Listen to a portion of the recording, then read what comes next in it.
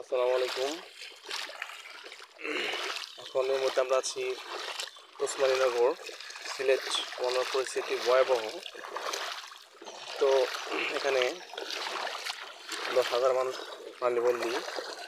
আমাদের কর্ম এলাকাটা অনেক ভয়াবহ মধ্যে পড়ে রয়েছে। এখানে আমরা এখন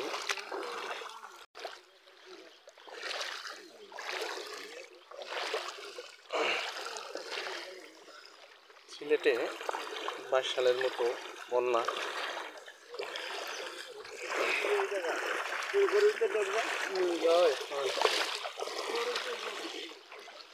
মানুষের যাতায়াতের অবস্থা খুব খারাপ অবস্থা।